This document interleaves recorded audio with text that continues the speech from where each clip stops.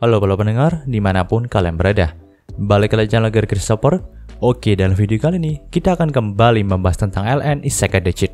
Dalam part sebelumnya, kita sudah mengetahui kalau Yuya dan yang lainnya sudah mengunjungi sebuah gua yang dikatakan sebagai makam dari Sage. Di mana dulunya, Yuya juga telah menemukan kerangka dari tubuhnya Sage dan mendapatkan sirkuit sihir dari Sage sendiri. Namun tak disangka, saat memasuki gua itu lagi, Oma pun berkata kalau nampaknya masih banyak warisan yang ingin ditinggalkan Sage kepada Yuya. Tapi warisan itu berada di sebuah planet yang entah di mana tempatnya. Jadi di sini, mereka semua pun langsung melakukan perjalanan luar angkasa untuk mencari warisan dari Sage itu dengan bantuan dari Mer. Dalam part kali ini, panel cerita pun berpindah ke kapal luar angkasa milik Mer dalam bumi ini. Saat itu, Yuya dan keluarganya, Mer, Master Kelinci, Iris, Odis, Ruri, dan Ril sudah masuk ke dalamnya dan bersiap untuk lepas landas dari bumi ini. Di sini, Mer pun langsung mengoperasikan kemampuan mimikri dari pesawatnya agar tidak terlihat oleh orang-orang di dekat rumahnya Yuya. Nah, di sini Mer juga menjelaskan kalau pastinya akan ada guncangan ketika mereka itu melakukan perjalanan luar angkasa.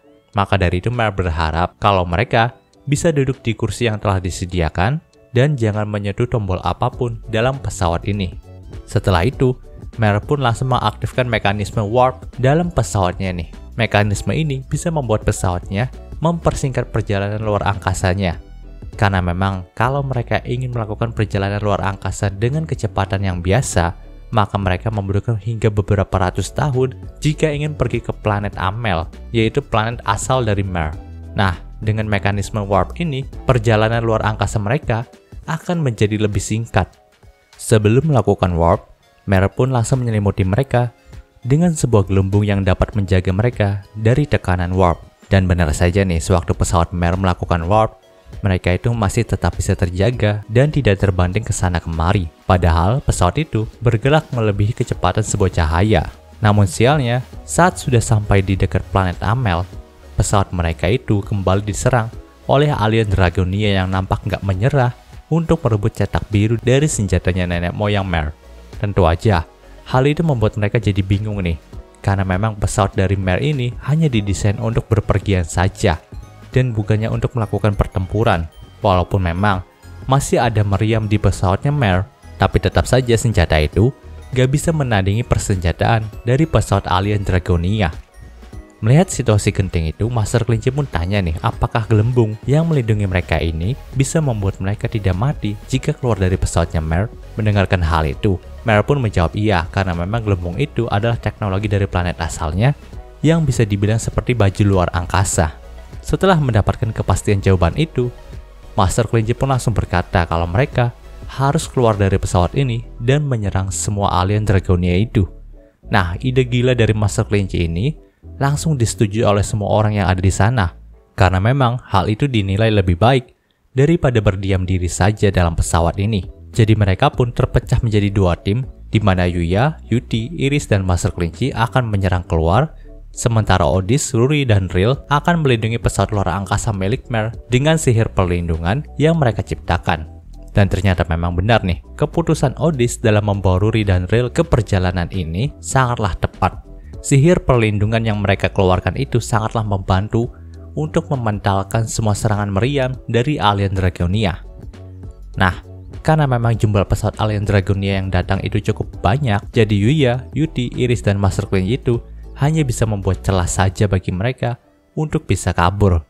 Begitu celah itu terbuka, maka mereka langsung memasuki pesawat Mer lagi dan pergi meninggalkan semua alien Dragonia yang menyerang mereka dengan teknologi warp. Nah, untuk sementara waktu mereka bisa aman nih dari serangan alien Dragonia. Dan kebetulan di saat itu, Yuya pun merasakan kalau dirinya sedang dipanggil nih. Tapi dia tidak tahu siapakah yang memanggilnya ini. Melihat situasi dari Yuya, Mer pun sadar kalau itu pasti reaksi yang ditimbulkan karena mereka sudah dekat dengan warisan dari Sage. Dan hal itu juga langsung dibenarkan sama Oma nih. Dia juga bisa merasakan kalau ada aura Sage di dekat sana. Karena jalan menuju planet Amel juga udah pasti dijaga sama alien Dragonia yang tadi, maka dari itulah mereka terlebih dahulu bergerak ke arah planet warisan dari Sage nih. Namun, menurut peta dari Mer sendiri, tidak ada sebuah planet di arah yang mereka tuju sekarang ini. Mendengarkan hal itu, Oma pun berkata kalau itu adalah trik dari Sage untuk menyembunyikan tempat warisannya. Jadi tidak ada satupun orang yang bisa datang ke tempat itu tanpa Yuya ataupun seseorang yang bisa merasakan aura Sage seperti Oma. Nah, saat itu terlihat sebuah planet gersang yang di tengahnya terdapat sebuah kuil kuno Jepang nih. Dan anehnya lagi, kuil kuno itu pernah dilihat sama Yuya dalam sebuah video game. Panel cerita pun berpindah nih ke kerajaan Regal. Saat itu Lexia, Luna, dan Mai pun sudah kembali ke sana dan menghadap kepada Orgis. Di sini, Orgis pun langsung berkata kepada Lexia nih kalau dia ingin melakukan Dewan Raja, yaitu perkumpulan para raja untuk membahas masalah tentang evil dan memperkenalkan Mai kepada semua raja yang ada di isekai ini.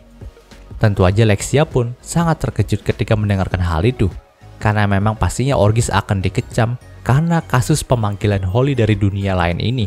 Ya, memang sudah kita bahas kalau kasus pemanggilan Holly dari dunia lain itu adalah sebuah kasus terlarang teman-teman, sebuah sihir terlarang gitu.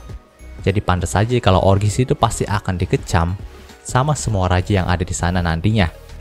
Mendengarkan hal itu, Orgis pun berkata kalau dia sudah siap untuk menerima semua resikonya.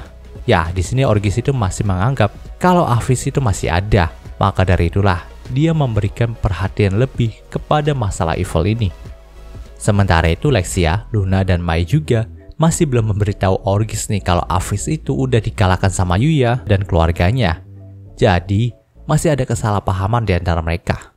Nah, di sini nampaknya dia juga ingin memperkenalkan Yuya kepada semua raja yang ada di sana nih. Jadi Orgis pun meminta izin kepada Lexia terlebih dahulu karena memang Lexia adalah orang yang berhubungan paling dekat dengan Yuya. Awalnya Orgis kira Lexia itu tidak memperbolehkannya mengingat sifat Lexia yang memang tergila-gila sama Yuya nih. Tapi ternyata nih dia itu telah salah sangka. Di sini Lexia pun mengizinkan Orgis untuk memperkenalkan Yuya kepada semua raja yang ada di sana. Dia beranggapan kalau memang orang sehebat Yuya itu sangat pantas dikenal oleh orang-orang penting dalam dunia ini. Panel cerita pun berpindah lagi kepada alien Dragonia nih. Saat itu, raja dari para alien Dragonia yang bernama Draco III telah menerima kabar kalau Mer berhasil kabur lagi dari pengejaran mereka. Bahkan beberapa alien Dragonia yang ditugaskan untuk menangkap Mer itu telah dikalahkan oleh sekutu yang dibawa Mer dari planet bumi. Tentu aja hal itu membuat Draco III jadi sangat kesal. Pasalnya anak buahnya itu selalu dikalahkan ketika menangkap Mer. Tapi dia itu tidak memarahi anak buahnya gitu aja. Di sini dia itu malah meminta anak buahnya untuk beristirahat terlebih dahulu. Lalu mereka pun akan bersiap untuk menghancurkan planet Amal saja. Karena memang jika mereka tidak bisa mendapatkan cetak biru dari senjata Mer, maka lebih baik mereka menghancurkan planet Amal saja sekalian. Lagi pula para alien Amal itu hanya unggul pada bidang sains dan tidak unggul dalam kekuatan tempur. Jadi bagi mereka, menghancurkan planet Amel bukanlah sebuah hal yang sangat sulit. Panel cerita pun berpindah lagi kepada Yuya dan yang lainnya nih. Saat itu mereka pun sudah sampai di planet yang kemungkinan besar ada warisan Sage di dalamnya. Pas sudah sampai di sana, mereka pun dikagetkan nih dengan kuil yang berada di tengah planet itu. Pasalnya kuil itu dibuat sangat besar. Bahkan pesawat luar angkasa merah saja bisa masuk ke dalamnya. Jadi di sini, Yuya pun bertanya-tanya, untuk apa Sage menciptakan kuil sebesar ini? Saat mereka turun dan memasuki kuilnya, mereka juga dikejutkan nih dengan tembok-tembok yang menopang kuil itu. Karena memang menurut Odis, tembok dari kuil ini tidak bisa dihancurkan dengan sihir. Padahal sedari tadi dia juga telah mengalirkan sihir dalam skala besar. Tapi tetap saja temboknya itu tidak runtuh. Hal serupa juga telah dilakukan sama Master Kelinci nih. Dia mencoba menendang tembok ini dengan kekuatan Holy-nya, tapi tetap saja tembok itu tidak bergeming sama sekali. Di sini Mer pun mencoba menganalisa bahan dari tembok kuil ini. Dan setelah beberapa saat, ia pun berkata kalau dia tidak bisa memperkirakan bahan apa yang Sage gunakan untuk membangun kuil ini. Tapi dia bisa mengatakan kalau kekuatan tembok di kuil ini lebih kuat daripada Black Tree yang tumbuh dalam hutan sarang iblis besar. Setelah berjalan-jalan sejenak, mereka pun langsung dihadapkan dengan sebuah pintu besar yang kemungkinan besar terdapat warisan Sage di dalamnya nih. Melihat hal itu, Oma pun berkata kalau pintu ini pastinya hanya bisa dibuka sama Yuya nih. Maka dari itu, ia pun meminta Yuya untuk mengalirkan energi sihirnya kepada pintu itu. Benar saja, saat Yuya mengalirkan energi sihirnya, pintu itu pun langsung terbuka, dan tepat pada saat itu juga terdengar suara Sage yang berkata langsung dalam pikirannya Yuya nih. Dia berkata kalau dulu saat dia menjelajahi bumi bersama Yusuke atau kakeknya Yuya, dia itu sempat melihat sebuah konsep kekuatan yang memukau dirinya nih. Bahkan konsep kekuatan itu tidak ada dalam dunia asalnya dan hanya ada dalam bumi. Jadi di sini ia pun berniat untuk membuat sebuah senjata dengan konsep kekuatan yang sama di bumi. Tapi sayangnya Argena itu tidak mengizinkan senjata yang telah dibuatnya disegel dalam isekai. Karena memang senjata itu dianggap terlalu berbahaya oleh Argena. Maka dari itu, Sage pun langsung menyegel senjata yang ia buat dalam planet terpencil seperti ini. Dan ia memperbolehkan Yuya sebagai pewarisnya untuk memakai senjata ini sepuasnya. Tepat pada saat itu, Yuya pun kembali ke dalam kesadarannya dan mendapati nih kalau pintu yang ia buka ternyata berisi ruangan kosong saja. Tentu aja hal itu mengecewakan semua yang ada di sana. Karena memang mereka kira akan menyaksikan warisan Sage yang ditinggalkan kepada Yuya nih. Tapi ternyata ruangan yang dibuka sama Yuya itu kosong. Namun nih, saat Iris melihat ke tangannya Yuya, ia pun berkata nih, kalau dia sudah menemukan warisan yang ditinggalkan Sage kepada Yuya. Sontak semuanya juga langsung melihat ke arah tangannya Yuya nih. Dan ternyata di tangannya Yuya itu sudah terpasang gelang yang cukup unik. Bahkan saat Yuya melihat gelang itu dengan skill identifikasinya, dia hanya melihat kalau nama dan deskripsi dari gelang itu sama persis. Di mana nama dari gelang itu adalah gelang kontrak. Tapi di sini Yuya itu sama sekali nggak diberitahu cara memakai gelang itu. Mendengarkan hal itu, Oma pun berkata kalau Sage pasti sengaja membiarkan deskripsi gelang itu sama seperti namanya. Karena kemungkinan dia ingin Yuya mengetahui fungsi dari gelang ini di suatu hari nanti. Hari yang tepat yang telah dia perhitungkan. Terlepas dari itu semua, pada akhirnya, kini mereka pun kembali ke tujuan utama, yaitu menyelamatkan planet dari Mer nih. Maka dari itulah, mereka pun langsung melakukan warp ke sekitar planet Amel untuk menyelamatkan planet dari Mer itu. Dan cerita di part ini pun berakhir. Oke, mengisi pembahasan singkat untuk Isekai Digit-nya kali ini. Jika kalian suka video ini, jangan lupa untuk like, komen, dan juga subscribe dan juga share, agar gue lebih semangat lagi dalam membuat video dalam channel ini.